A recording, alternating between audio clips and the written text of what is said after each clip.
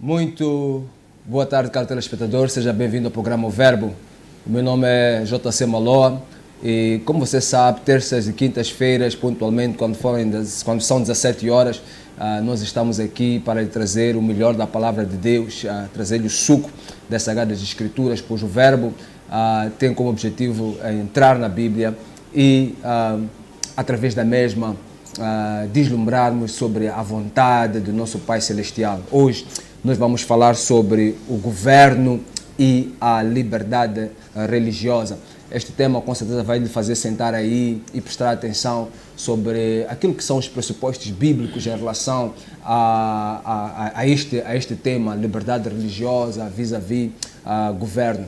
E este tema ele vem a propósito de, neste momento, estar a trabalhar sobre uma lei, a lei de liberdade religiosa aqui em Moçambique, lei esta que está sendo auscultada de acordo ao governo e aos pronunciamentos que a Ministra da Justiça, Assuntos Constitucionais e Religiosos fez há pouco tempo aos mídias, é que estava-se a fazer a dita auscultação e que a mesma seria submetida à Assembleia da República para aprovação. Na verdade, aqui um pouco de dualidade em relação à questão da auscultação, porque procurando saber mais sobre a mesma, disse que já houve este processo de auscultação e que neste momento a proposta já está cozinhada, por assim dizer, e em fase de submissão à Assembleia da República. Trazemos aqui dois pastores que já não são convidados, eles são residentes aqui da casa. Temos conosco o pastor Fernando Chauque e o pastor Narciso Macuaco, eles que vão nos ajudar aqui a compreender sobre isto e, claro, sobre vertente bíblica, o que é que nós podemos esperar de acordo à vontade de Deus em relação a esta lei e os contornos que a mesma trará.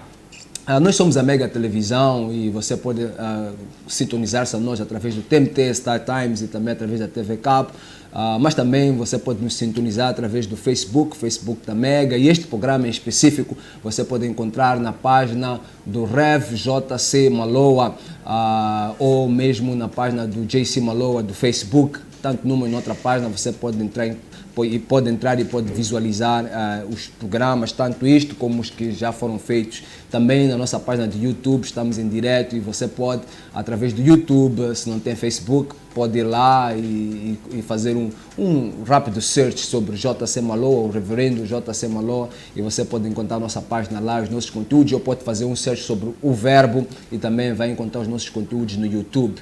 Feitas estas apresentações, falta apenas dizer que também você pode ser parceiro deste trabalho, publicitar o seu produto através do programa Verbo.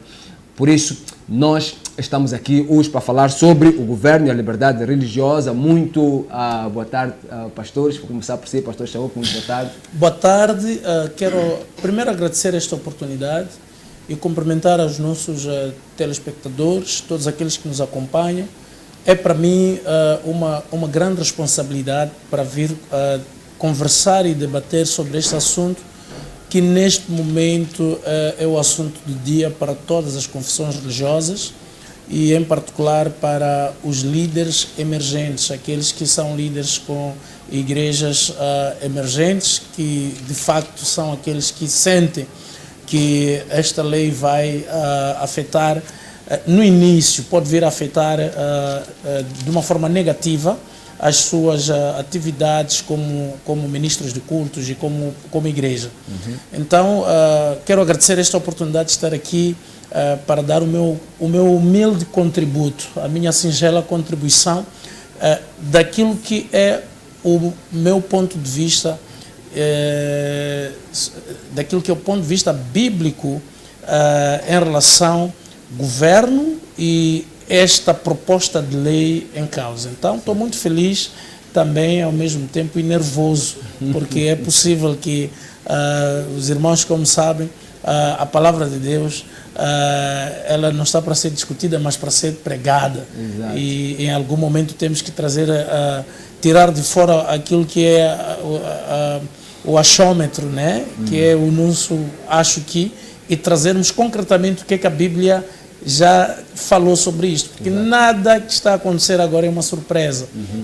Tudo que está a acontecer, a Bíblia já falou e nós vamos hoje, à luz das escrituras, podermos ver o que é que significa este momento que estamos a viver no nosso país. Obrigado.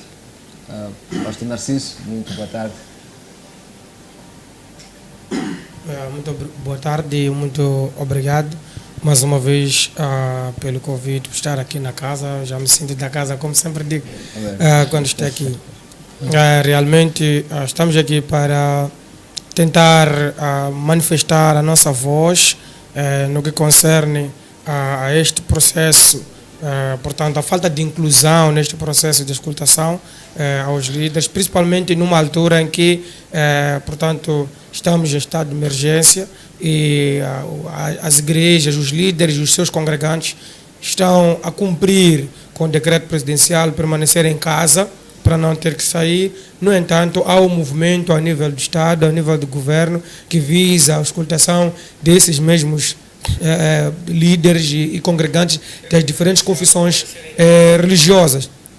E por outra questão que podíamos até aqui tentar trazer à tona é que aparentemente está-se a focar apenas, quando se fala de religião em Moçambique, fica a impressão de só se fala apenas dos cristãos, mas nós temos várias religiões aqui em Moçambique e todas essas religiões são contempladas pela lei. Essa é a questão, porque diz-se é a lei ou proposta de lei para as liberdades religiosas. No entanto, quando se entra ao detalhe da própria proposta em si, percebe-se que a discussão é mais igrejas, líderes de igreja, mas nós temos outras religiões que não têm a denominação de igreja. Então fica a questão, esse foco é exatamente para as religiões ou para a igreja?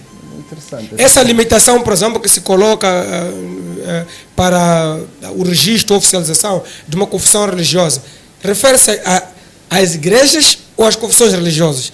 Porque se quisermos olhar para os conceitos de religião e o que é uma confissão religiosa e uma prática de religião, vamos perceber que até as religiões tidas africanas também são religiões.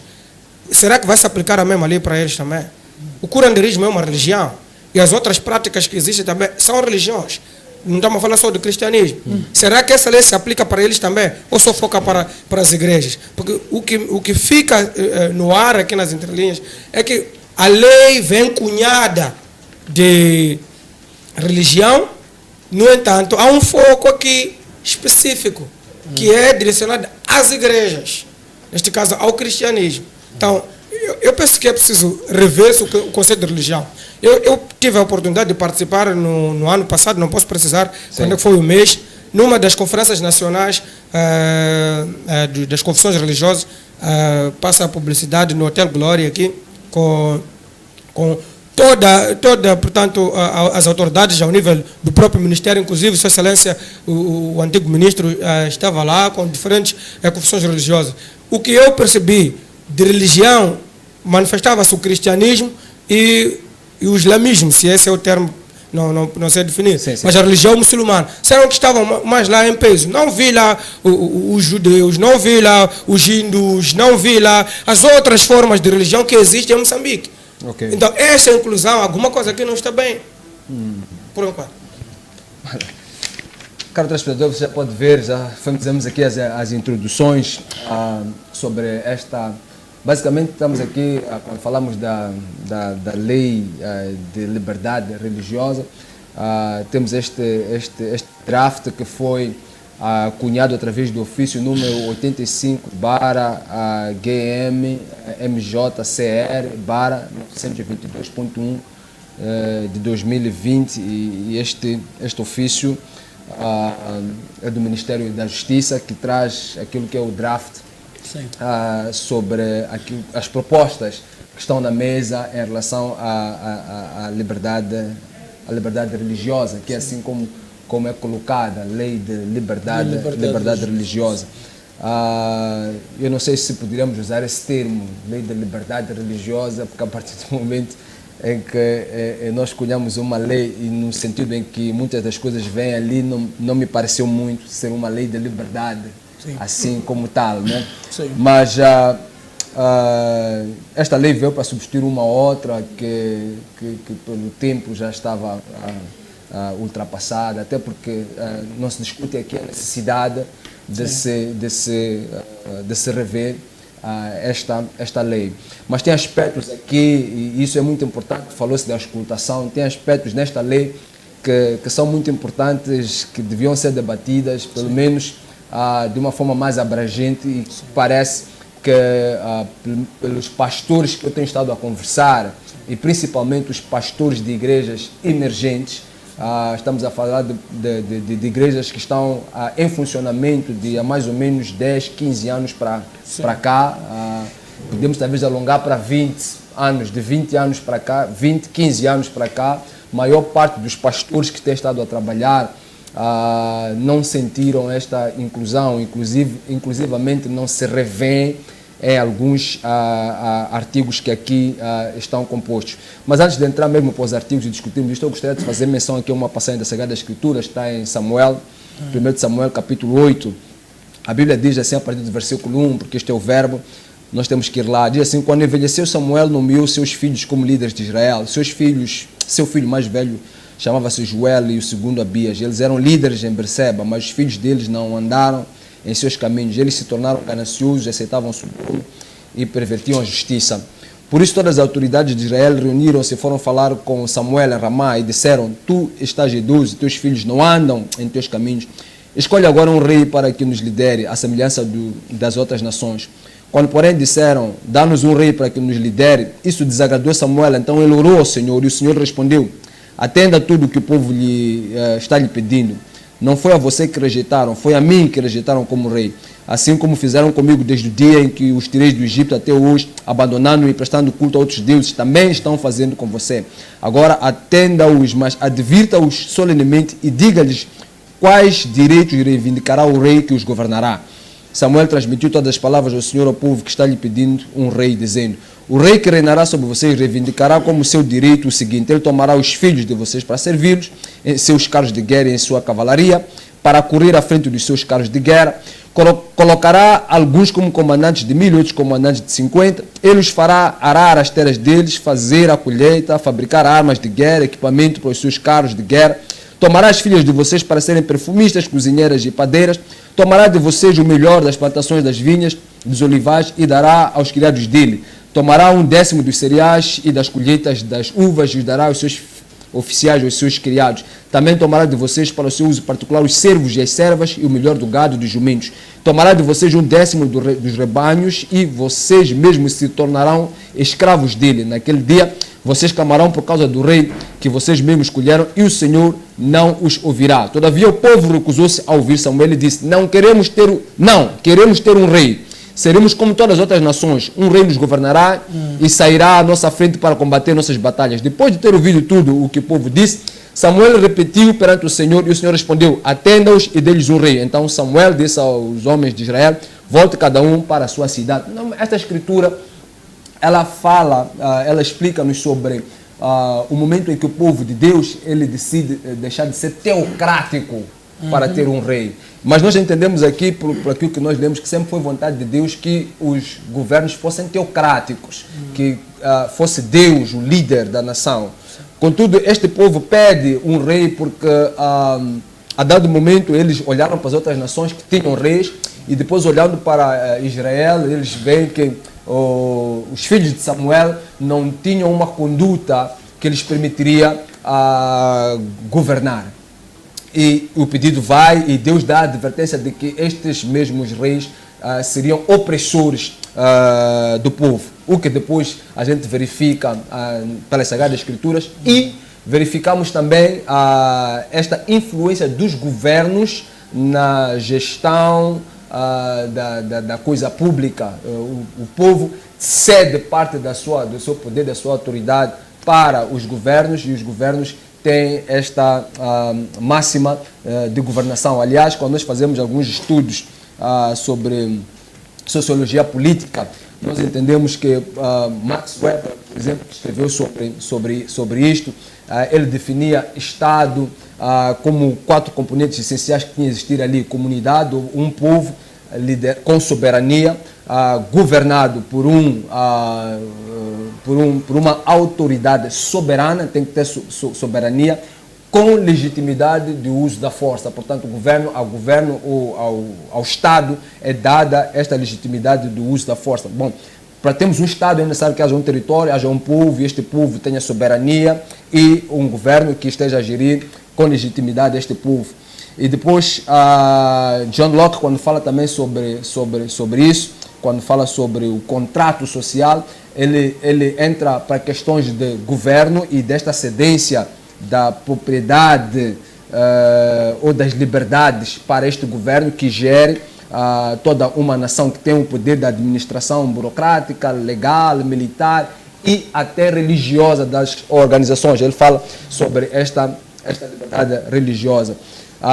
Mas o Locke, nós entendemos que, por exemplo, Locke ele defendia a tolerância e a liberdade religiosa contra os abusos do absolutismo. E Locke fala sobre isto, ele até foi influenciado por teólogos batistas, como é o caso do John Smith, Thomas Elvis e Roger Williams, que eram batistas. O Locke ele tinha esta veia e ele defendia que é importante que haja esta tolerância e liberdade religiosa de maneira que não haja um poder absoluto. Portanto, nós entendemos pelas abordagens de Locke que a diminuição da liberdade religiosa confere um poder absoluto aos governos. Portanto, os governos eles são apetecíveis em legislar as igrejas porque as igrejas aparentemente diminuem o seu poder. E nós entendemos também pelas abordagens de Karl Marx no seu livro Capital, quando ele fala sobre isto, ele entendia que a igreja era o ópio, ele escreve assim mesmo, é o ópio do povo, porque ele acreditava que o povo, através da religião, encontrava escape para assuntos econômicos e sociais, e este escape era feito de forma negativa, porque o povo tinha que, através do materialismo, diminuir, ou melhor, guerrear contra os burocratas, os burgueses. E nessa luta contra a burguesia, estabelecer uma comunidade única, aquilo que nós conhecemos como comunismo, socialismo e por aí fora. Portanto, há sempre esta fricção entre a religião, sempre houve desde os tempos bíblicos, depois falamos um bocadinho de história. No caso de Moçambique, como é que tem sido as relações qual é a vossa percepção como pastores, como é que tem sido a relação do governo com a religião? Bom, eu primeiro agradecer essa explanação, de facto vem elucidar muito de nós para entendermos como é que foi na Bíblia, como é que foi nos tempos pós-modernos, mas há uma coisa muito interessante que veio ser falado por Jesus, quando havia uma exigência sobre pagamentos dos impostos, quando ele deixou esta palavra que é muito usada na questão de separação de igreja e também do Estado. Jesus disse para que pagássemos ao César o que é de César e a Deus o que é de Deus. Então, eu quero entender que depois da independência, são 45 anos agora comemorados da independência, aquilo que nós temos como história no nosso país é que o comunismo foi muito forte e houve uma perseguição da igreja em Moçambique. Não é a primeira vez que nós vamos ter um governo que se levanta para perseguir a igreja, ou as igrejas, ou as instituições religiosas. Então, isso já aconteceu, temos líderes que foram presos, perseguidos, e havia uma ideia até em fechar alguns templos que foram construídos na era colonial, que não são templos das igrejas católicas, os templos das igrejas evangélicas. Havia até um projeto para, depois das nacionalizações, fechar alguns templos para transformar esses templos em cinema. Portanto, a perseguição sempre esteve lá.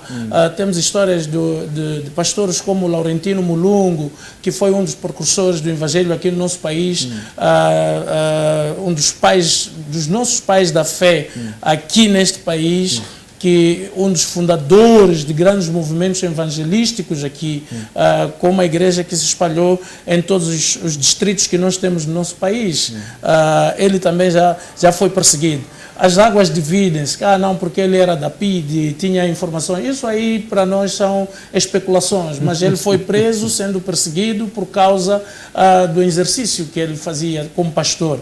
Mas temos hoje pessoas que são ícones do Evangelho no nosso país que relatam a perseguição do governo. Estamos a falar, posso até citar nomes, na primeira pessoa já tive a oportunidade de sentar e entrevistar e conversar com o Bispo Magaia, por exemplo, que é o fundador do Bom Pastor, o Reverendo Magaia, o Bispo Magaia, o Doutor Magaia, seja como for que a pessoa vai lhe chamar, porque ele é tudo isso, é um ícone do Evangelho e sofreu a perseguição do governo do Estado comunista no nosso país, a ponto de ser preso. Curiosamente, tem uma canção muito famosa que eu gosto, que até um dos cantores de gospel, o Alfa Tulan, cantou, que diz Hosiango Nitsikelaini, que quer dizer, meu Senhor, por que tu me abandonaste? Ele escreve esta canção estando na cadeia e passava esta letra para... Ele escreveu estando na cadeia. Isso não é conversa direta com o Bispo Magaia. Okay. Então, tivemos também as histórias que os nossos pais nos falam de pastores que foram levados para o norte, a tal Operação Produção, que foram pastores que foram levados, perseguidos. Agora, nunca iríamos ficar surpresos se realmente tivéssemos um outro tratamento. Depois dessas perseguições, depois entrou o multipartidarismo, os pastores, inclusive o próprio Bispo Magaia, que vou citar hoje, participou de vários trabalhos que contribuíram para a paz ser restabelecida no nosso país. Portanto, a paz que nós estamos a gozar aqui neste país tem o dedo das igrejas, tem a intervenção de líderes religiosos deste país. Estou a citar só uma ou outra pessoa das que eu já tive a oportunidade de conversar. Agora, a relação governo-Estado, depois de multipartidarismo, sempre foi uma igreja que não é tida como a parte essencial no desenvolvimento do nosso país. Estás a falar da igreja evangélica? Estou a falar das igrejas evangélicas. Porque parece que com a igreja católica é diferente. Há uma relação ali, uma certa cumplicidade entre o governo. Deixa-me falar protestantes, posso usar esse termo. Protestantes, podemos, é perceptível. Então, nós nunca tivemos, não estamos na agenda como prioridade em termos de parceria as igrejas evangélicas em Moçambique. Não. Se nós estivéssemos na agenda como prioridade, não haveria, por exemplo, este processo de uma nova lei para o nosso país sem a nossa inclusão. Esse é o primeiro ponto. Segundo ponto, não estaria ali nos assuntos religiosos um monte de dossiês, de pedidos para registrar igrejas que está lá armazenado. Tem milhares de pedidos que não estão a ser aprovados. 3, a lei que é usada no nosso país é a lei que foi aprovada pelos colonos, que tem uma influência católica, que já visava o impedimento da proliferação das igrejas naquela época colonial. Especial, a igreja católica, aquela lei, não é? Exatamente. Então, eu acho que está mais do que claro que estamos perante aqui um governo intolerante face às confissões religiosas, em particular às igrejas emergentes. Do que se fala sobre esta lei, que é preciso, quem quer defender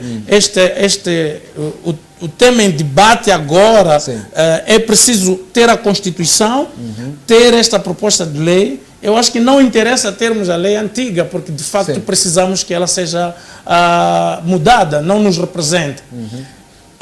Não há inclusão, tem que haver inclusão. Não se pode discutir assuntos que nos diz respeito como igreja, serem discutidos com um grupo que talvez não é representativo, porque o grupo que está lá, que fala dos pastores, por exemplo, agora a ministra está a fazer uma auscultação. Foi surpreendente, porque estamos em estado de emergência. Quais são esses pastores que foram chamados para lá?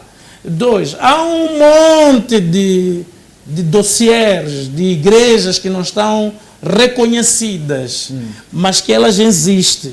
Será que o governo não pode encontrar um mecanismo para incluir estas igrejas, de modo que esta discussão seja um pouco mais abrangente? Então, não há aqui uma convivência, há uma tolerância, que a igreja, nós respeitamos o governo, e o governo, a qualquer momento, vamos fazer o uso do nosso poder para poder intervir e trazer aquilo que nós achamos que deve ser trazido como lei para as confissões religiosas. Pastor Narciso, não há inclusão neste processo? Bom, eu gostaria de começar a olhar para o dado histórico que o reverendo trouxe aqui, da relação igreja ou religião Estado, não é? Sim. Nós vemos no texto que leu, o texto bíblico, mostra essa visão do povo de querer se dissociar do próprio Deus. Sim. Portanto, há uma nova geração aqui que surge nos tempos do profeta Samuel, que não tinha, diz a Bíblia claramente aí, que os próprios filhos de Samuel, que eram também filhos de sacerdote, não tinham nenhuma relação com Deus. Sim. Então, eles já de princípio eram mundanos. Não eram pessoas ligadas à espiritualidade. Okay. Então, se sentiam presos na igreja de alguma forma e queriam um tipo de liberdade que eles podiam considerar liberdade. E cita o povo procura o profeta fala com Deus. E Deus diz, não é a ti que eles estão a rejeitar, é a mim que me rejeitam. Mas explica a eles os riscos que existem por detrás da rejeição de Deus num determinado povo. Exato. Então Samuel começa a explicar, vocês serão escravizados, vão levar vossas filhas para trabalhar, vocês vão pagar impostos, vocês serão enviados para ir à guerra sem o vosso próprio consentimento.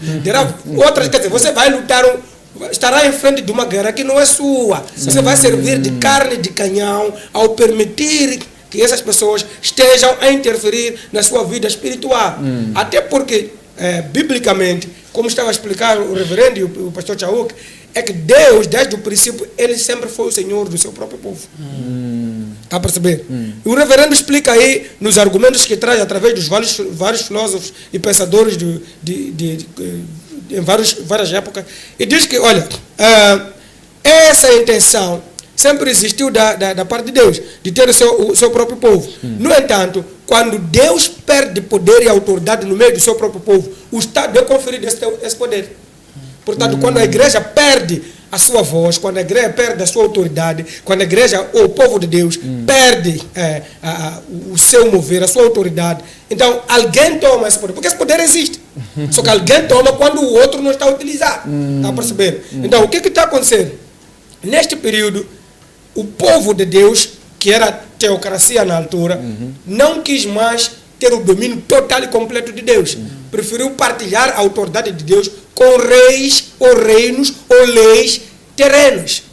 Daí se cria, Deus diz, entrega a eles o que eles querem. Então o profeta Samuel levanta o primeiro rei, que é Saul. Dali para frente, há aquela sequência de monarquias para cá. Mesmo assim, prevalece ainda o princípio da separação de poderes de governo natural e governo espiritual.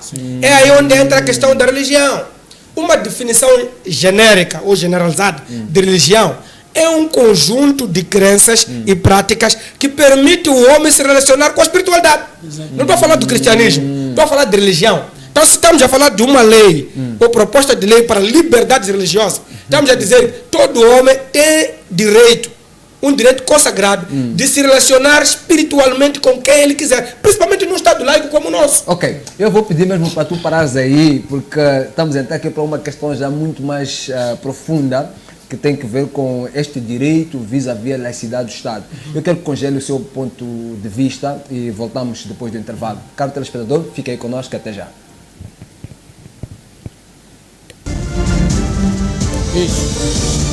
Mega TV, voltamos já.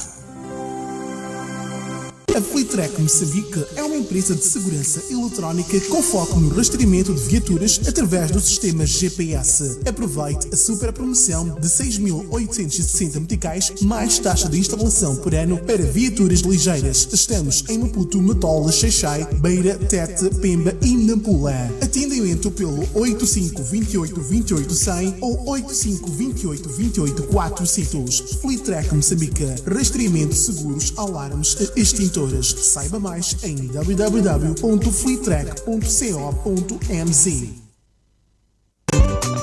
Sabias que as TVs da StarTimes ficaram ainda mais acessíveis? Adquira a TV 32 polegadas, 43 polegadas e a Smart TV 55 polegadas.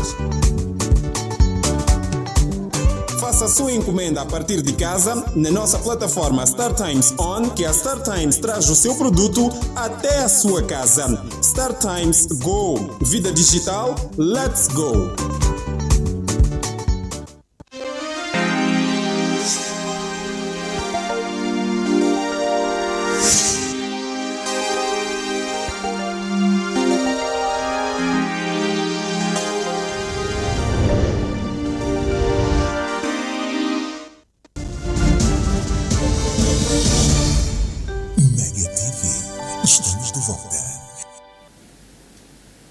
Seja bem-vindo de volta ao programa O Verbo e hoje estamos a tratar este assunto caliente que é o governo e a liberdade religiosa. Antes de termos o intervalo, o pastor Narciso estava aqui a falar-nos sobre o direito ao culto, o direito de se conectar a esta entidade espiritual vis-à-vis a laicidade do Estado. Podemos continuar com o seu ponto de vista? Sim, então, como eu estava a dizer, nós portanto, eu estava a dizer... A relação Estado-Igreja, sempre houve essa separação desde o princípio. Naquela altura, como eu estava a dizer, Samuel, portanto, depois do povo pedir um rei, Samuel levantou o primeiro rei Saul. Só para perceber, mesmo assim, a questão da autoridade de Deus sobre o seu povo, que é a parte espiritual, Deus preservou sempre para os profetas, seus servos. Não deu a Saul essa autoridade. Uma vez o rei Saul convocou um encontro do povo para se invocar Deus. Mas a única pessoa que tinha autoridade de invocar Deus era um profeta, era Samuel e não um rei. Apesar de o rei ter sido indicado por próprio Deus.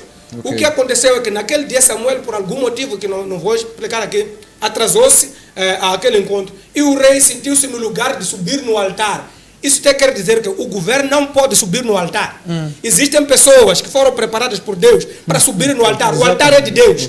O governo pode legislar no parlamento. O governo pode delimitar alguns aspectos técnicos de como... Isso é um Estado, não é como estávamos a dizer. O Estado em si, como estava a dizer, foi conferido esse poder pelo povo.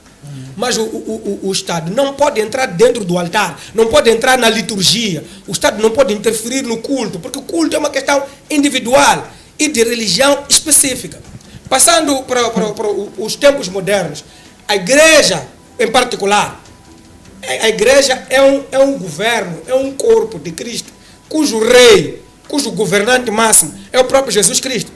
Quando Jesus foi preso e julgado pelas autoridades do tempo, do tempo dele, o que aconteceu é que a Bíblia diz que no capítulo 18 do livro de João, o versículo 36, ele foi questionado sobre a autoridade que ele tinha. Aliás, inicialmente perguntaram a ele, antes do próprio julgamento, perguntaram às outras autoridades religiosas, com que autoridade você faz as coisas que você faz?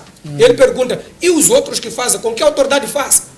Em outras palavras, o que Jesus estava a dizer, ele diz, em João, o que qualquer autoridade faz. O que Jesus estava a dizer é assim, querem questionar a minha religião, por que não questionam as outras? Religião não é só o cristianismo. Porque com que autoridade os curandeiros, por exemplo, se prostram debaixo da árvore? Por que os cristãos devem ter um templo para congregar os seus, quando os outros podem se ajoelhar numa árvore, em qualquer outro sítio? Exatamente. Então, com que autoridade os outros podem fazer isso e por que não eu? Em João 18:36, Jesus responde, o meu governo, o meu reino não é deste mundo. Então, em outras palavras, se o reino de Deus não é deste mundo, não pode ser legislado com as leis deste mundo. Em 1 Coríntios capítulo 2, versículo 14, a Bíblia diz que o homem natural nunca pode compreender as coisas de Deus. Porque essas coisas são espirituais. Só os espirituais é que podem compreender. E só os espirituais podem interpretar. Esta lei, de fato, ela tem muitos assuntos aqui. Por exemplo, o artigo 40. O artigo 40 regula a indumentária, como é que tem que se vestir.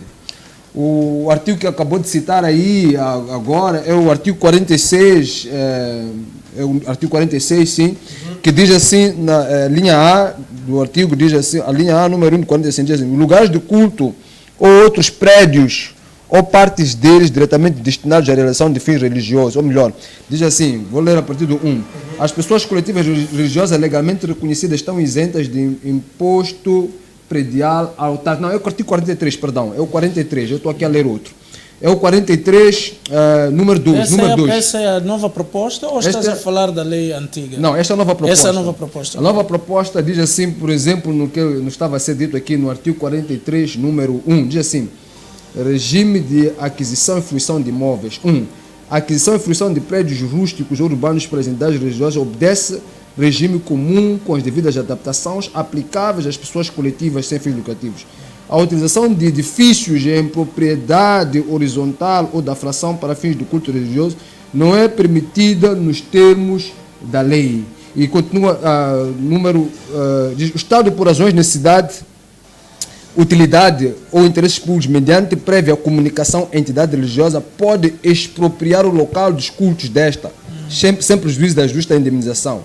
Para efeitos de dispor do número anterior do presente artigo, a entidade competente toma as medidas necessárias nos termos da lei. Quer dizer, o Estado pode expropriar os templos, né? Sim, porque esta ideia deste artigo, o Estado está a dizer o seguinte: eu quero entrar no templo e quero impor como é que você coloca o seu púlpito, como é que você cultua, de onde é que pode virar. É um assunto, é atropelar essa liberdade de expressão religiosa no que tange. Por exemplo, há pessoas que vão cultuar debaixo de uma árvore.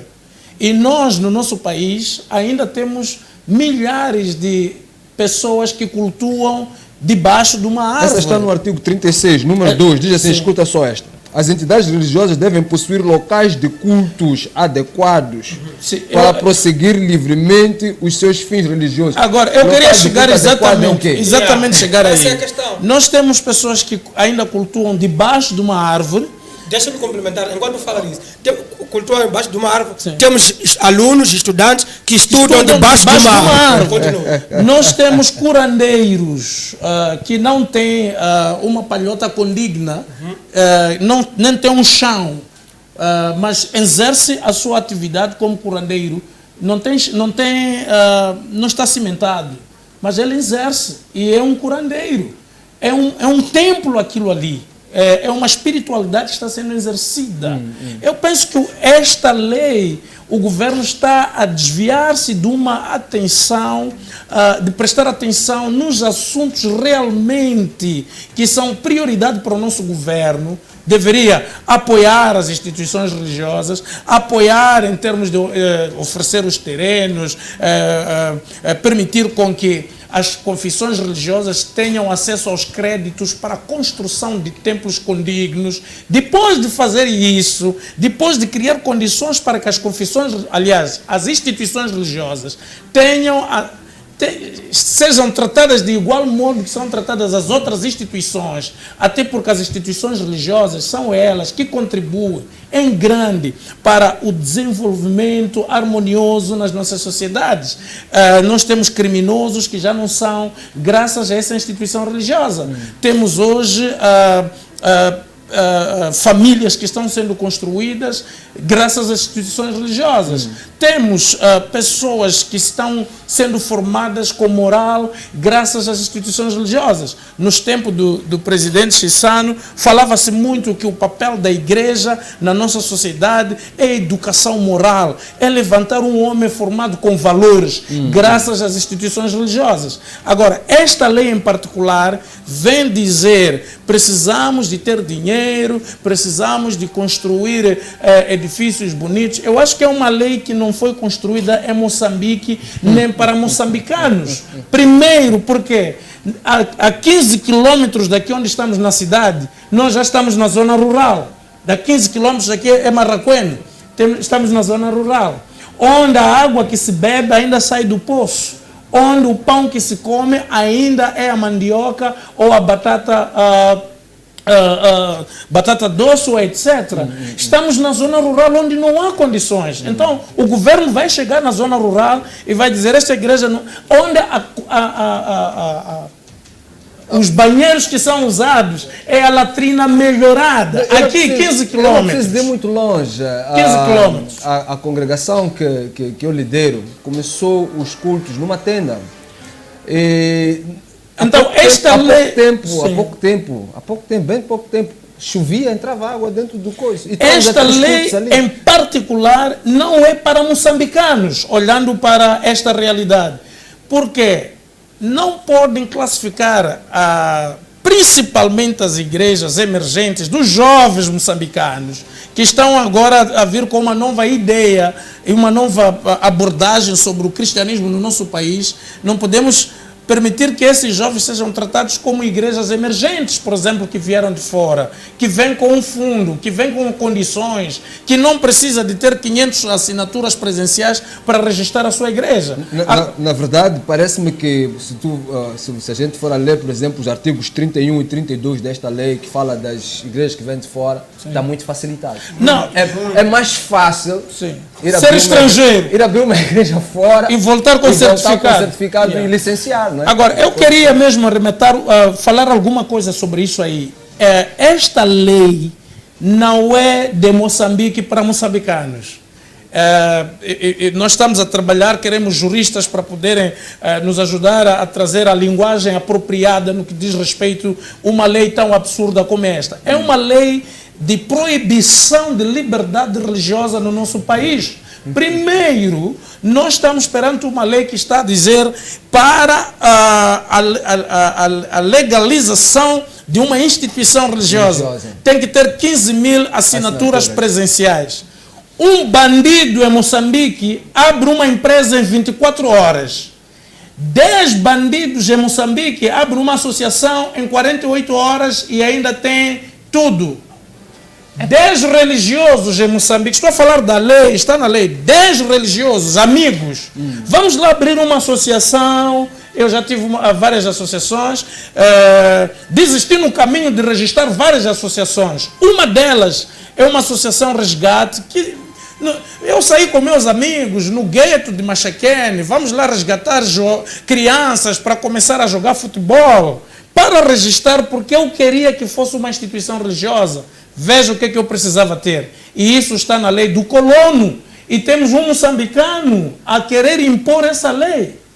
10 assinaturas de 10 religiosos, que esses 10 religiosos precisam de ter 10 cartas abonatórias.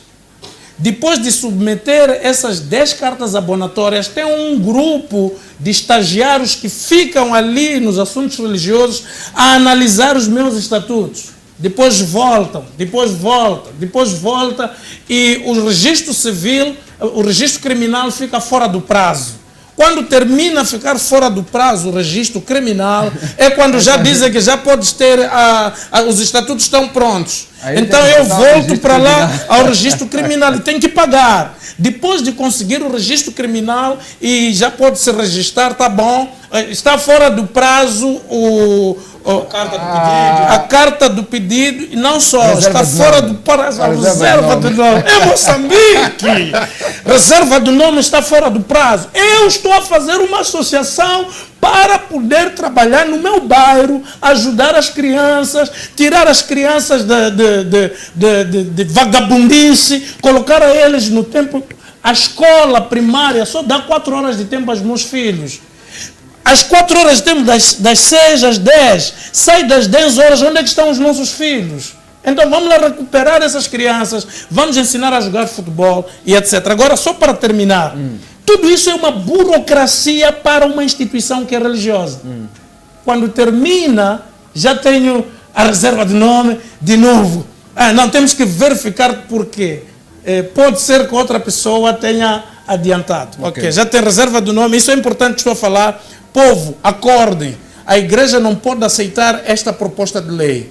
vocês que são juristas, cristãos e etc., não aceitem esta brincadeira, que o governo se entretém com uma coisa séria para o desenvolvimento do nosso país. E não, esta lei está a promover o paternalismo no nosso país. Não funciona. Tendo isso, os estatutos que foram corrigidos têm que ter muitas páginas para quando for a fazer a publicação, pagar no mínimo 45 mil meticais. Não temos, somos uma associação de caráter religioso, de fins não lucrativas, queremos desenvolver a nossa comunidade desenvolvendo habilidades desportivas dos nossos filhos. 45 mil meticais para pagar estatutos, a publicação. Não, vamos esperar para que consigamos esse valor. Então vamos abrir uma conta para quem quiser contribuir. Estou a falar das leis de Moçambique. Quem quiser contribuir vai colocar na conta. Há uma lei que sai do Banco Central que diz uma instituição ou uma associação não pode abrir a conta sem primeiro ter a publicação no BR. Então praticamente eu volto para casa e estou a pensar e fico assim. Eu começo a pensar, afinal é para coordenar, é para ajudar ou é para inviabilizar? Então, isso é uma associação, já não quero falar da igreja. Então, esta lei aqui agora vem mostrar 15 mil assinaturas presenciais. Se 500 já é uma dor de cabeça, sim. Se 500 assinaturas já é uma dor de cabeça, 15 mil... 15 mil significa que Moçambique, para ter uma igreja de 15 mil, aliás, a minha observação, é preciso que todas as forças vivas entendam que é absurdo que a igreja seja tratada em números, porque a igreja não pode ser tratada em número. Esse é o primeiro passo. Para o governo ter uma empresa, ele já disse, uma pessoa pode ter uma empresa, o governo de Moçambique. Jesus disse, olha, se for por culto, duas pessoas ou três. Exatamente, já está. 2 por causa de testemunho, mas uma pessoa já pode fazer culto. Eu acho que isto só já viola um princípio de liberdade religiosa, porque de acordo ao nosso livro sagrado, sim, que é a Bíblia... Não, de acordo com a Constituição, porque a Constituição nos diz a nós, sim, que o culto é um serviço essencial. É uma necessidade essencial, espiritual do ser humano. Sim. Então não se pode violar isto. O acordar de manhã, ir para a igreja, é uma necessidade essencial. Pelo que não há nenhuma lei que diz às pessoas vão lá para a igreja, quem não vai pagar uma multa. Okay. As pessoas acordam de livre espontânea vontade porque é uma necessidade essencial. Trazer uma lei que inviabiliza esta ideia do culto, porque para ser igreja tem que ter 15 mil membros, tem que ter, até o que o nosso governo não tem. Sabia que há distritos que não têm, há distritos e há bairros que não têm esquadra. Mas nós nunca saímos reivindicar. Ontem aqui... Até porque nós estamos a falar, sim, nós estamos aqui pertinho, estamos a falar, sim, de Maputo e tal, sim, mas se nós olharmos para a realidade nas províncias e nos, sim, distritos... Então, na verdade, meus amados doutores, eu não vou aqui para andar a dar voltas, dar lei. Há um bicho grande demoníaco que se levantou para mexer com a coisa de Deus. E a força, aquilo que estavas a falar, que a igreja como organismo é uma autoridade também. E por ser uma autoridade... ela tem uma força espiritual que é de Deus, tem que exercer este poder. Não exercendo este poder, pode perder este poder. Nós estamos perante em Moçambique, neste momento, uma situação complexa, de que o Estado levantou-se para inviabilizar o avanço. Eu estava a escutar hoje um debate onde alguém que diz ser cristão, na sua intervenção, começou a falar que, na verdade, não há necessidade de ter pastores. Olha, você está a dizer que Deus se enganou, Jesus se enganou em Efésios capítulo 4, quando ele diz assim, ele levou cativo o cativeiro e deu dons Uns para serem apóstolos, outros para serem profetas, outros impedir com que já não há necessidade de pastores. Estás a dizer que Deus, você não sabe o que faz. Nós aqui em Moçambique agora cada um pode rezar, até disse assim, rezar na sua casa. Não precisamos de pastor. Isso é violação também de um direito que eu tenho. Se eu preciso de um psicólogo, por que ele não pode precisar de um pastor? E por que alguns que estão até no poder, que estão no parlamento, são vistos por aí nas palhotas dos curandeiros? Porque tem uma necessidade espiritual. Sim. Agora, dizer que não precisa dos pastores, tinha que também dizer, não precisamos dos curandeiros, não precisamos de... Não precisa dos cofemas, copagas, dos feitiços, não, e tal, etc. Muitas outras coisas. Pastor Narciso, esta lei viola a laicidade do Estado? Eu penso que sim. Primeiro, a lei aparentemente tem o nome ou o cunho de liberdade religiosa, mas na verdade é de restrição da liberdade. Porque a liberdade religiosa ninguém tem que nos conferir, Deus já nos deu, esse é o princípio. A liberdade religiosa, quem nos confere essa liberdade é a entidade a quem nós servimos. Sim. Josué diz ao povo, se vocês querem servir aos deuses dos vossos pais, que serviram lá do outro lado do Rio Jordão, sigam a eles. Sim. Aquele que quer servir ao Senhor, passe para este lado, também siga o Senhor. Se Baal é Deus, sirva a ele. Se o Senhor é Deus, isso é que é liberdade.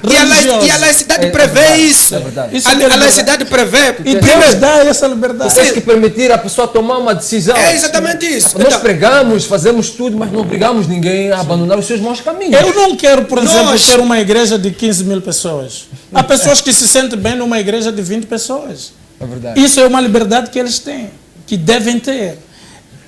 E também, por que nós temos que ter, por exemplo, 15 mil pessoas para fazer o quê? A nossa missão, Jesus Cristo quando nos enviou a nós temos chamado de Deus. Eu sou um pastor, tenho chamado de Deus. Sim. A missão que Jesus nos deu é pregar o evangelho para as pessoas, para a sua salvação. Nós não estamos preocupados com os números. Deus proibiu Davi de contar o povo de Israel exatamente por causa dessas coisas. Nós não estamos preocupados. É verdade. Deus disse que não era para contar o povo. É um bom ponto. Deixa o povo se salvar apenas. Não, aqui, contabilizou o povo. Depois de contabilizar o povo, a mão forte de Deus foi contra ele. Porque não era para fazer esse trabalho. Davi. Na verdade, parte dos problemas que nós observamos aqui com algumas religiões, parte do problema está mesmo nesta vontade das pessoas quererem aglomerar muitos. Sim, daí algumas práticas que não... Mas isso também não tem nada a ver, o reverendo. Em primeiro lugar, sim, a missão de povoar a terra foi de Deus desde Gênesis. Ele disse a Adão e Eva, frutificai-vos, multiplicai-vos e encher a terra. Esse trabalho é divino. Sim. Ninguém tem que fazer, por exemplo, o controle de natalidade. Mas se eu tenho condições de cuidar dos meus filhos, deixa ter filhos. O Estado não tem que intervir. O Estado não tem que intervir.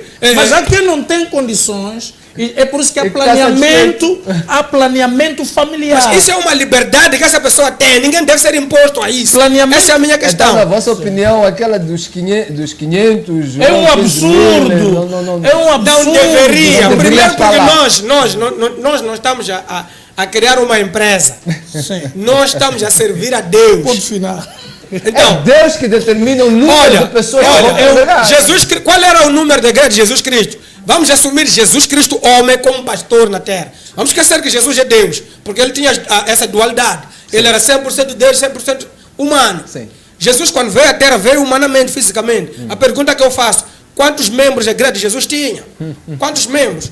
Um dia a igreja de Jesus tinha um membro. Um dia a igreja de Jesus tinha 3 membros. O outro dia a igreja de Jesus tinha 12. O outro dia a igreja de Jesus tinha 70. O outro dia tinha 5 mil. Tinha 7 mil. Depois a igreja de Jesus, quantos membros tinha? Queremos saber isso agora. Ninguém podia controlar isso. Está a saber? Então, essa questão de números para o pastor Tiago estava aqui a dizer, para registrar uma empresa, um indivíduo é suficiente. Um ladrão. Eu quero chamar as coisas. E temos pessoas que registra uma empresa. 10 pastores vão dançar para registrar uma associação, porque são, aliás, 10 jovens cristãos. É país cristão, pai. Somos crentes. Que tal uma associação só para ajudarmos na área de... Qual é a organização, uma associação cristã de moçambicanos que vocês conhecem, que tem acesso mesmo agora no Covid-19? Qual é o problema? O que está acontecendo? Por que o Estado quer complicar esta questão, este aspecto do... O que está por detrás disso? Eu não posso dizer exatamente o que está acontecendo, porque eu não sou jurista, não entendo nada de lei. Eu sou pastor, entendo de Deus e da Bíblia, esse é o meu trabalho. Sim. Mas, como pastor, a minha percepção aqui é que há aqui algum tipo de interferência. Se nós lembrarmos que a igreja é também um governo, cujo o rei, o governante máximo é Deus, sim, na autoridade de Cristo, o seu Filho, e tem também os seus ministros. É por isso que os pregadores, mesmo na lei, são chamados de ministros da religião. Dentro da lei, são chamados de ministros. Nós somos ministros de Deus, representantes do próprio Deus. Deus tem os seus embaixadores. Deus estava a dizer que um governo tem que ter, portanto, território, tem que ter povo, tem que ter os governantes, soberania, tem que ter uma lei, tem que ter soberania. Deus tem tudo isso. E a nossa lei, o nosso livro, cada religião tem o seu livro sagrado. O nosso livro, no caso, é a Bíblia. O que eu quero entender aqui, voltando, por exemplo, àquela questão da laicidade, em termos de legalidade, assumiu-se sempre que Moçambique é um Estado laico. Mas eu estava a dizer que religião é a necessidade de cada homem se ligar ao espiritual. E nós percebemos, por exemplo, que mesmo durante eventos de Estado, o Estado laico sempre teve a sua religiosidade ou a sua espiritualidade. Sempre convidou um régulo para evocar o espírito não sei de que ali. Sempre convidou um curandeiro-chefe daquela outra. Nunca vimos o Estado a chamar as religiões para fazer orações. Ultimamente até se faz, mas já numa dimensão muito light, muito ecumênica, por exemplo, em que se convida o sheik, nada de errado nisso. Aliás, a laicidade permite isso, que cada um possa professar a sua fé à vontade. Exatamente. A questão aqui é que não deve haver interferência. E o que está acontecendo agora, o Estado é uma total interferência. Vamos fazer um pequenino intervalo. Enquanto preparamos os números também para interagirmos com o pessoal lá em casa, vou pedir a minha realização para logo que nós voltamos a colocar o número na tela, que é para nós ouvirmos aí o povo, o que é que tem a dizer em relação a este assunto que estamos aqui a debater. Não saia daí, voltamos já. Mega TV, voltamos já. Chegar a casa, Alegria. ligar a televisão e ver um filme, Alegria. descobrir uma nova receita na net, Alegria. falar ao telefone com a filha Muita, muita alegria. e ter TV cabo triple play em casa e uma só fatura. Alegria a triplicar. Sabe mais numa loja TV Cabo ou liga 21 480 550. Deseja comprar ou alugar sanitários móveis para eventos, obras de construção, sites ou outros fins? Não perca a grande promoção de sanitários móveis por apenas 4.500 meticais dia, inclui taxa de transporte e limpeza por dia. Alugamos e vendemos sanitários móveis normais, semi-VIPs, VIPs e presidenciais, com total higiene e segurança. Faça já a sua marcação pelo telefone 84 28 28 700. Obras Express Toilet Rental. A sua higiene é nossa prioridade.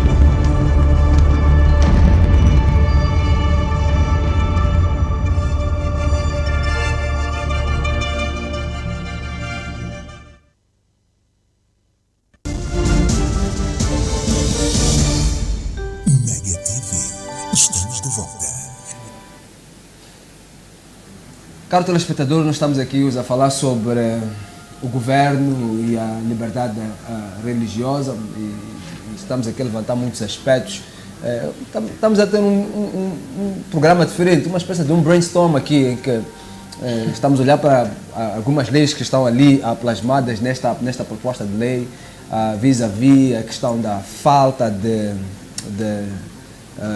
como é que é mesmo chamado? Inclusão dos líderes emergentes também. E parece que este aspecto está mesmo focado nos líderes emergentes, né?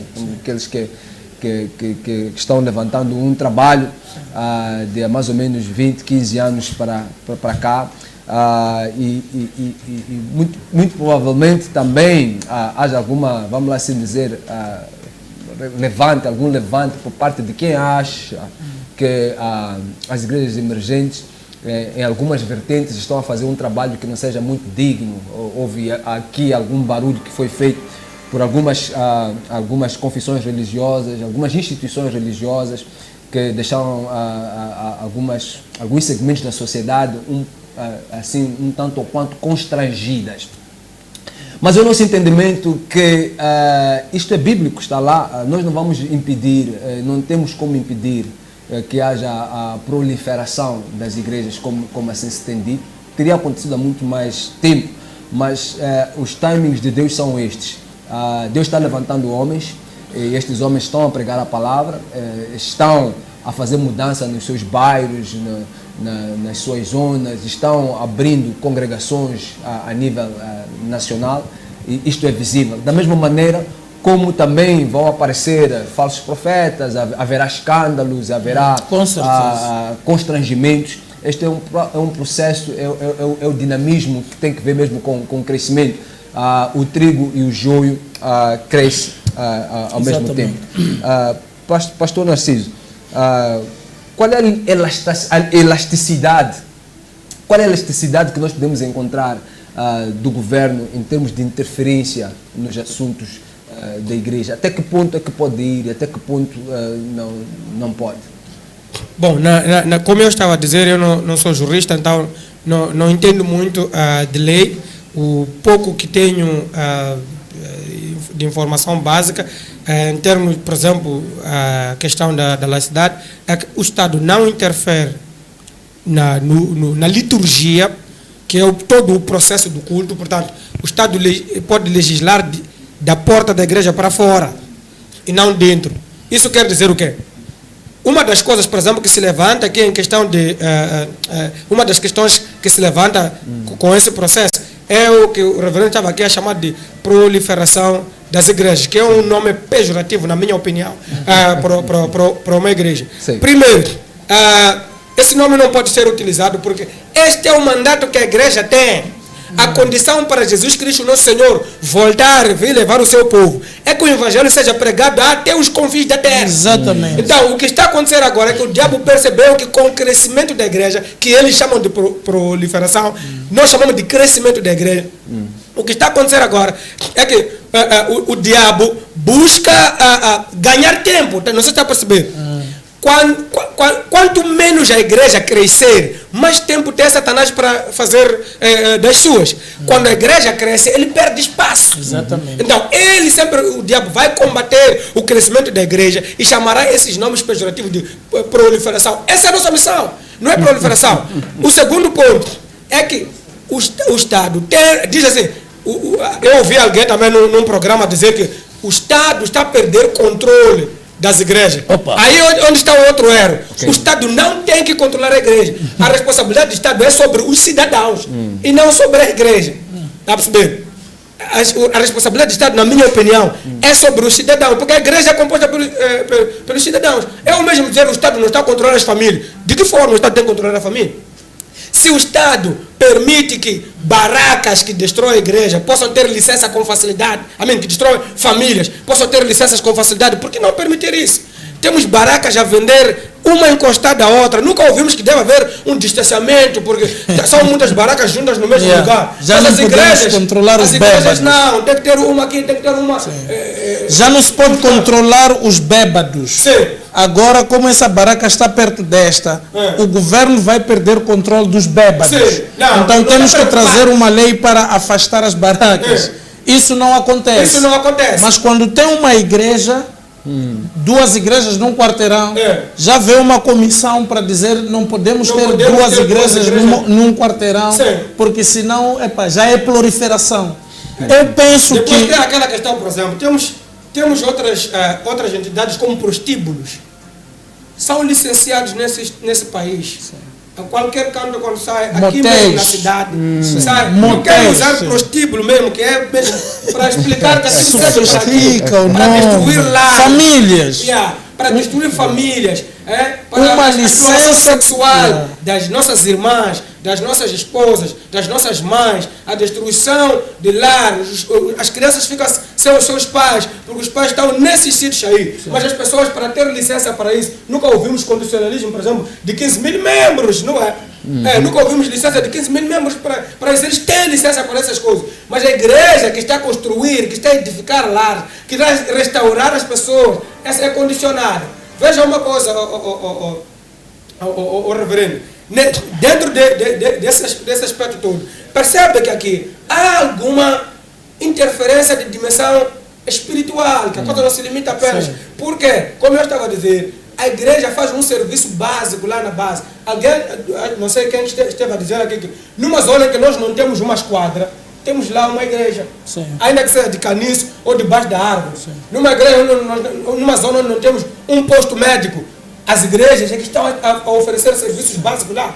Os pastores são psicólogos, os pastores são professores, os pastores são médicos nas comunidades. Os pastores têm grande influência nas comunidades onde estão inseridos.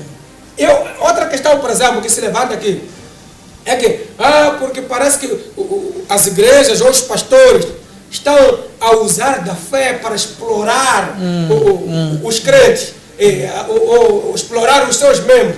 Eu não sei se eles já foram perguntar aos membros se estão a ser explorados ou não. Eu acho que eles deviam perguntar, porque quem geralmente reclama isso nunca pisou numa igreja. E quando vai a alguma igreja, quer está a dizer que os pastores estão a roubar os cristãos, nunca foi para lá. E quando vai, não vai para cultuar, nunca foi lá para entender o que está acontecendo. Vai para realmente ver se houve ou não esse momento de roubo.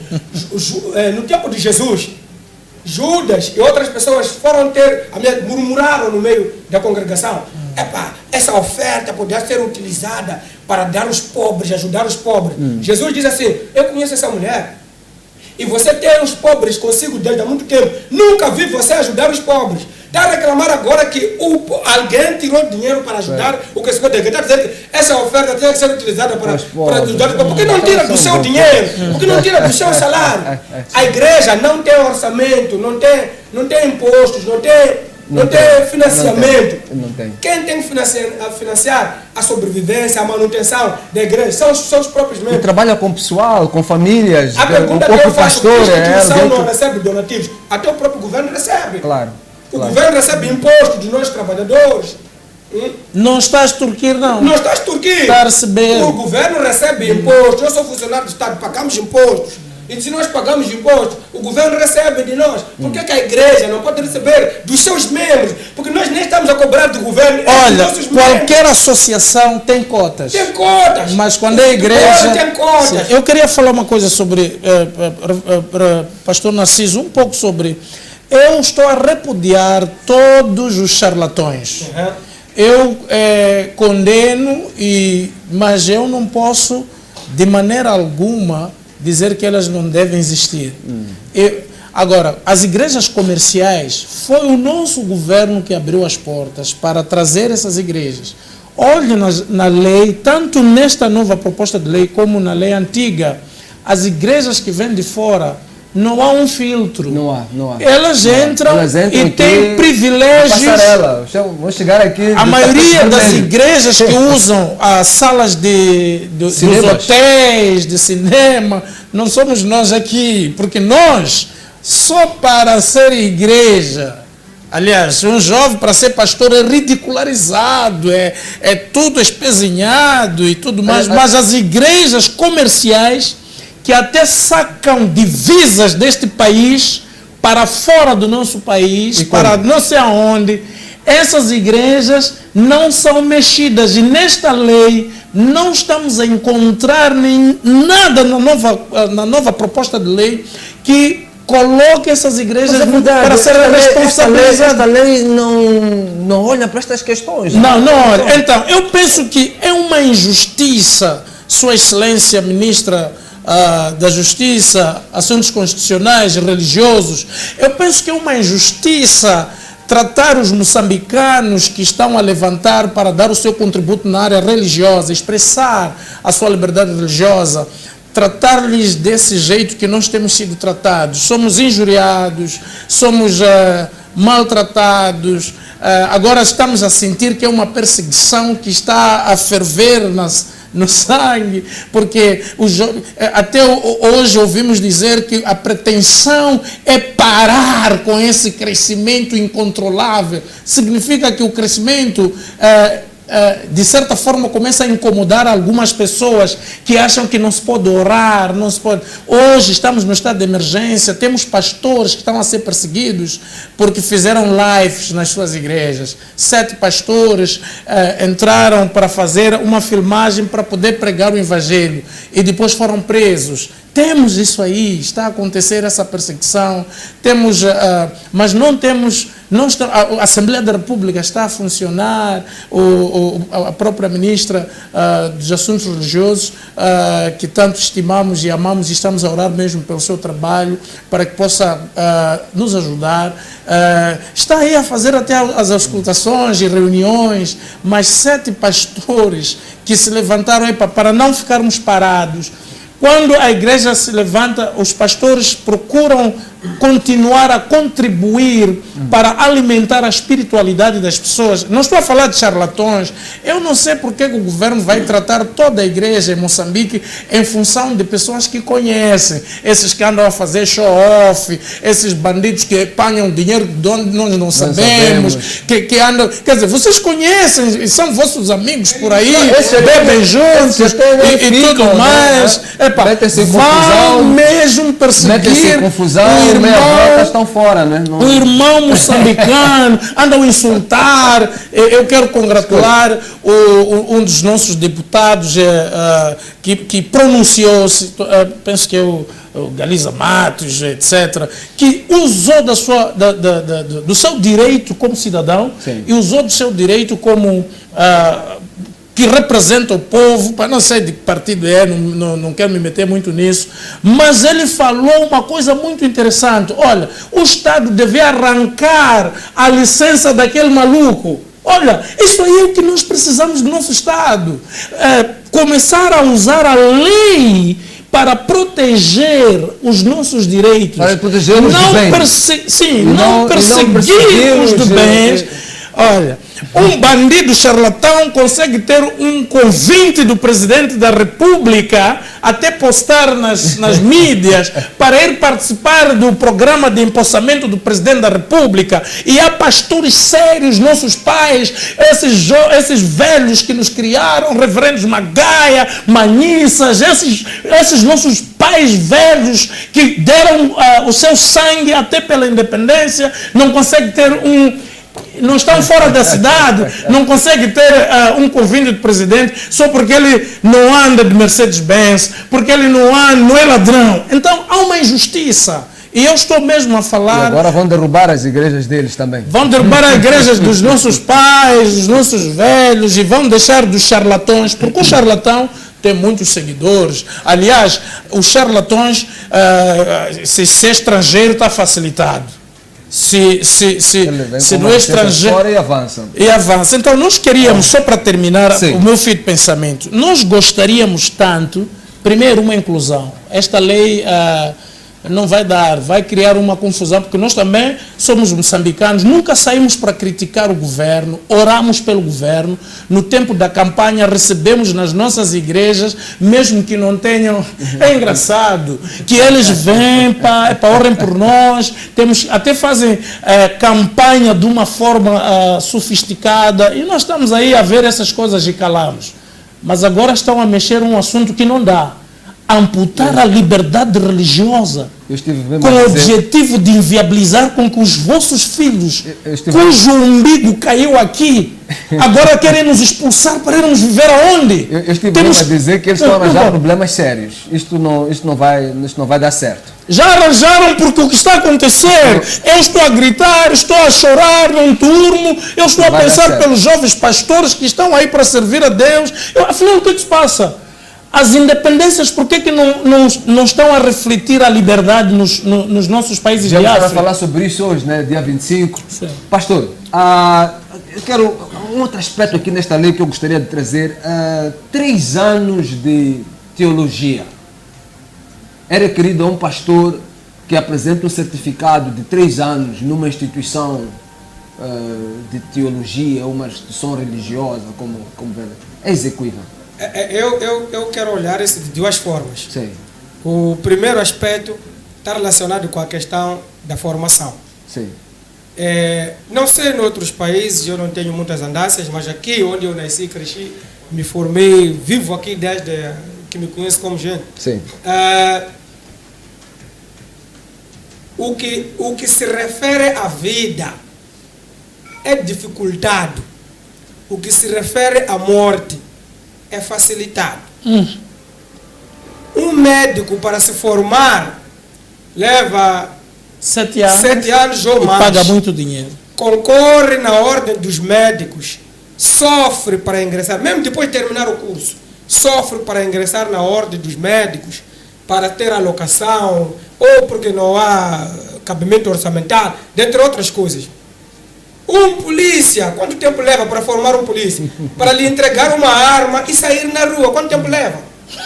Para formar um militar básico, São quanto 6 tempo meses, leva? né? Sim. Quanto tempo leva? Mas essa pessoa confia da arma, ou algo que mata. Eu acho que devia ser o contrário. E eu penso Acho que devia que- ser o contrário. Esse é o primeiro aspecto. O outro aspecto, já virado para a questão da formação, eu concordo com a questão da formação. Todo indivíduo precisa se preparar para a área onde vai trabalhar. Sim. Precisa de ter bagagem, precisa ter uma base, até porque vai lidar com vidas, como estávamos aqui a dizer, e destino das pessoas. Então, tem que ter capacidade interpretativa, cognitiva, uma base científica, de conhecimento básico, competências de leitura, coisas básicas como essa. Todo indivíduo precisa disso. Agora, para exercer o sacerdócio, será que é necessário isso? Porque a religião, como definição, são as diferentes práticas e regras que permitem o homem se comunicar com Deus. Então, em que momento eu preciso da teologia? Esse é o primeiro aspecto. O outro aspecto relacionado com isso, quem tem que delimitar o que realmente é um ministro na sua congregação são os religiosos e a igreja. De fato, e não o tem Estado. congregações, por exemplo, que estabelecem. Sim. Eu, por exemplo, na congregação em que eu estava, no exterior, para tu seres pastor, tu precisavas de fazer o doutoramento. Sim, sim. Era a condição da mesma. Sim. Mas, no mesmo país, havia uma outra que também não precisava nada. Mas Quer dizer, a própria a minha- igreja é que as próprias instituições é que definem. É aí onde, quando eu E não é de lei, não é? É quando eu estava dizendo que o Estado deve legislar da porta da igreja para fora, que são os cidadãos. Quando nós estamos dentro do templo, somos igreja. Quando nós saímos, somos cidadãos do Estado. Estamos na responsabilidade do Estado. Outra coisa, por exemplo, por que o Estado, por exemplo, vai me exigir que eu faça um curso de teologia, que eu concordo que eu devo fazer isso, qualquer outro curso que eu preciso fazer, se o próprio Estado não me oferece uma escola teológica? Não sei se nós temos uma escola de teologia de Estado aqui em Moçambique. Que recebe os vocacionados e bonifica o seu curso. E não sei se, por exemplo, um Isso é uma boa questão. o Estado não oferece nenhum curso de Eu teologia. depois não entendi por que 3 anos também. Sim, nós temos escolas Eu primárias, queria, na temos verdade, escolas eu- técnicas, temos escolas psicotécnicas, temos escolas vocacionais, temos até um ministério que tutela isso. Não é para cursos técnicos, cursos normais de ensino geral, o ensino superior, temos ministérios para isso. eu queria Mas mesmo- não temos eu queria- aqui, por exemplo, um ministério que não temos, por exemplo, equivalência, não sei se temos, nunca ouvi falar, equivalência de um curso teológico equivalente a um curso qualquer de psicologia, de direito, um curso qualquer de engenharia ou de médico. Portanto, uma pessoa formada em teologia aqui em Moçambique, será que pode trabalhar numa outra instituição do Estado, conferido o mesmo nível? Se eu sou doutor em teologia, posso ser reconhecido como um doutor numa outra área? É isso que o Estado precisa trabalhar. E não focar em dizer que nenhum pastor deve exercer o sacerdócio. Sem ter 3 anos. O Estado não tem que entrar nisso aí. O Estado tem que dizer, nós damos curso de teologia, primeira coisa. Ou dizer, quem se formou na escola X, damos equivalência a bacharelato, a licenciatura, a mestrado ou doutoramento. É isso que o Estado tem que fazer. Eu queria dar o meu contributo sobre esse artigo. Aliás, eu penso que o governo está em maus lençóis com os jovens no que tange esta nova proposta de lei. Tem que rever. Você não pode exigir, quer dizer, é uma injustiça, mesmo o que tem acontecido às vezes em algumas das nossas vias públicas, onde polícia fica num lugar onde não há sinal. E de repente manda parar e quer te multar. E você pergunta por quê, diz aqui tem stop, tinha que parar.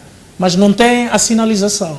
Então, sem colocar condições, não é bom exigir aquilo que você não investiu. Mas eu gostaria mesmo, este assunto deixem com as igrejas, porque quem quer servir a Deus, a Bíblia já ensina-nos tudo isso. Importa que o obreiro seja instruído para que possa servir a Deus e não ser vergonha.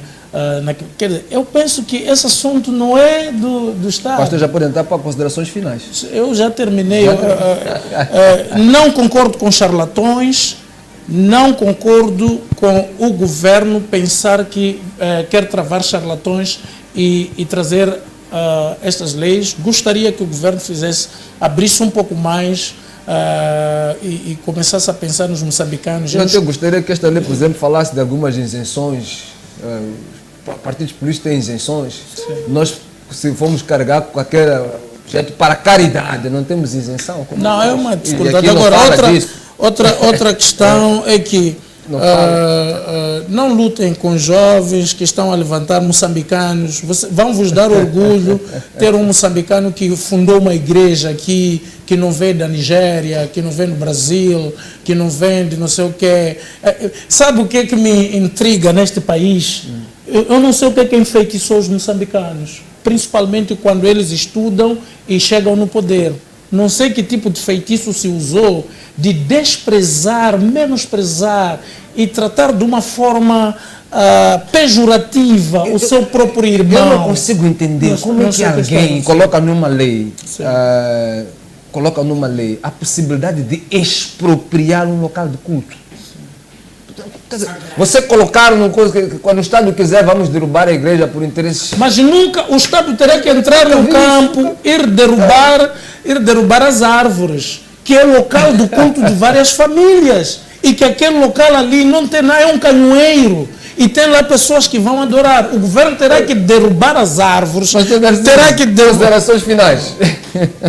Estou triste com o governo. Por favor, nosso governo, façam alguma coisa. Jovens intelectuais, jovens juristas, não deixem isto passar barato. Esta é a única oportunidade que temos como igreja. Deixem as diferenças. Unam-se jovens, levantem-se, façam abaixo-assinado, não aceitem esta lei, não reflete a nossa realidade. Então precisamos de uma outra ideia de lei, não esta. E Deus vos abençoe. Eu amo muito o meu país, amo muito o meu presidente, e eu oro para que ele seja um presidente bem-sucedido e que este país possa ser bem-sucedido. E Deus vos abençoe. Obrigado. Amém. Pastor Narciso.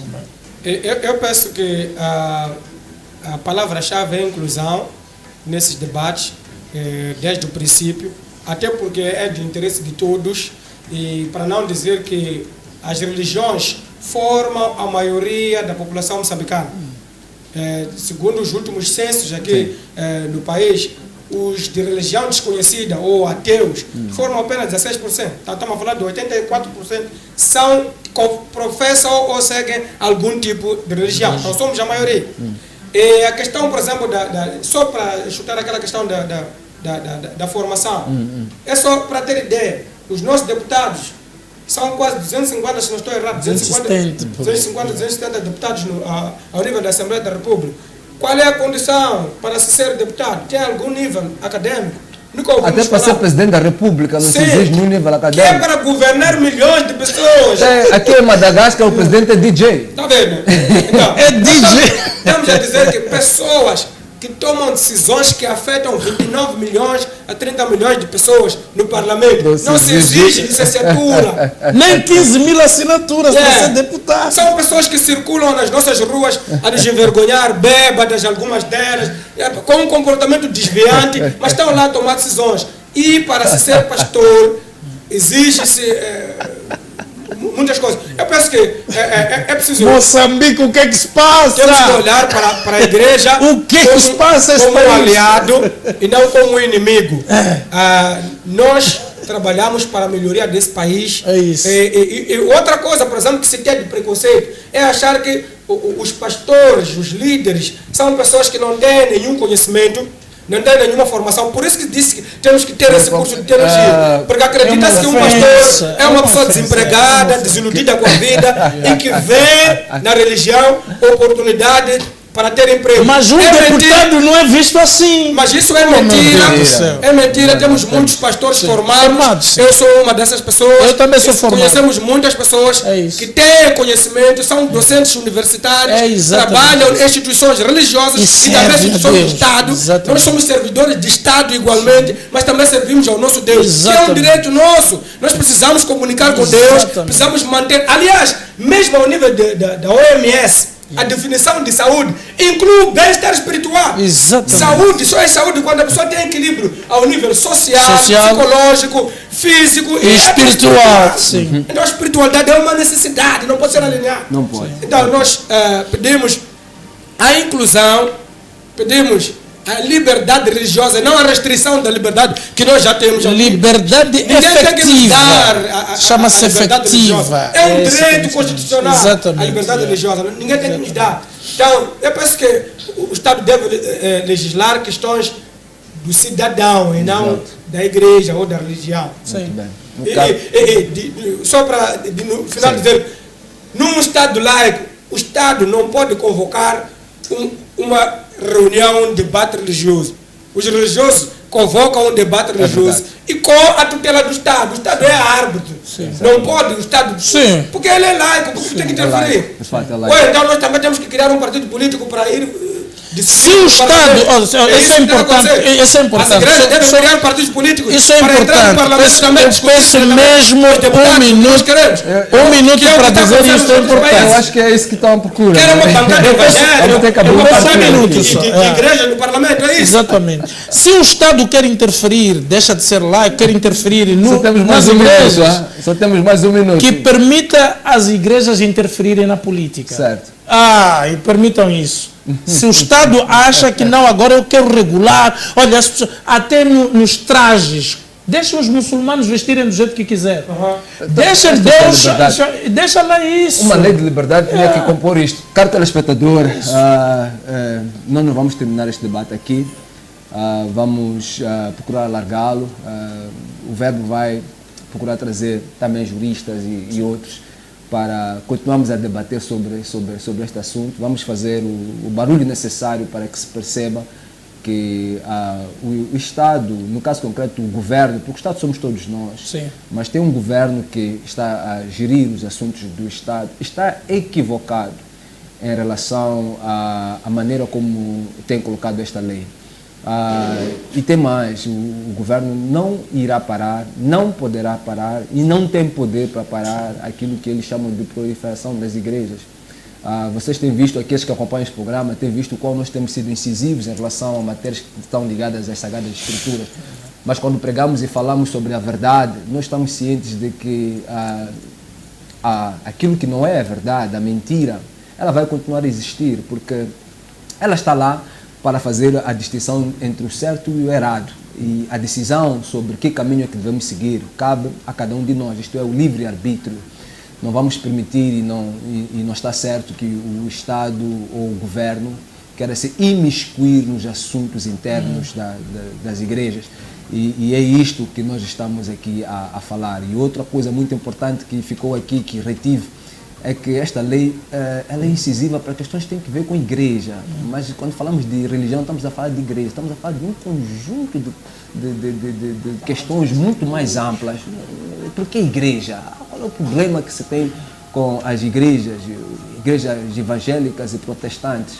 Nós temos que refletir sobre isso. Há alguma coisa que não está bem aqui. Nós jamais invadimos a casa de seja lá quem for, ou palhota ou árvore para queimar e derrubar e dizer que aqui não tem uma latrina, não tem isto, não tem aquilo, está-se a vestir mal, que aqui está-se a cultuar no meio do fogo, etc. É liberdade, as pessoas são livres de fazer aquilo que acham. E a Deus todo o julgamento. Como disse, não vamos terminar aqui, mas por questões de tempo mesmo, nós vamos continuar a tocar sobre este assunto até que sintamos que de facto estamos a caminhar para aquilo que é certo. Queremos que o nosso país seja um país abençoado por Deus. Exato. E a bênção do Senhor só vem quando o povo obedece aos seus preceitos. Que o Senhor Jesus abençoe a todos aí em casa e ao nosso governo, ao nosso Estado, ao nosso país, ao nosso presidente. Esteja com Deus. Amém.